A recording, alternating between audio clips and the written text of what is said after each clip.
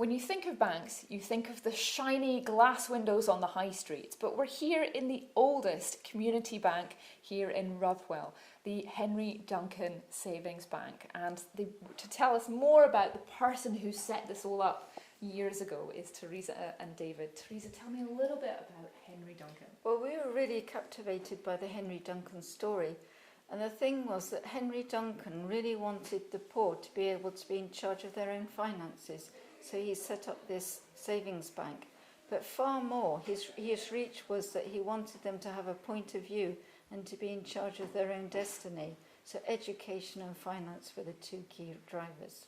How significant was it that he set this up here in a small village in the south of Scotland rather than in the bigger cities and towns at Glasgow and Edinburgh? He made the deliberate decision to choose the poorest parish in the area. And David, you've got a very special box you're holding for us. Tell me a little bit about it and its significance. Well, it's very significant because the savings bank had trustees, and each one of them had a key to this little box.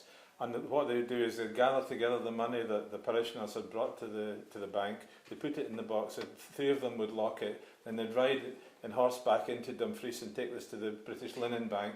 They'd all open it in front of the bankers there. It would be counted and put into the account of the savings bank. And so it was invested on behalf of the people who were involved with the savings bank.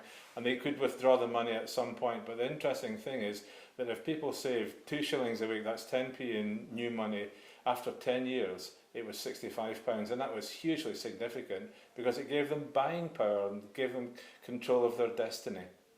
And I gather it's been on a bit of an adventure as well. Well, it was lost for many, many, many years, and it was returned to the museum only just a few years ago, and we were delighted to have it back because to me this is such an important artefact. Most importantly, was it returned empty or full? Alas, empty. David, thank you very much. My pleasure. So crucially, although the ribbon cutting ceremony has been taking place today, it doesn't open to the public until the beginning of March.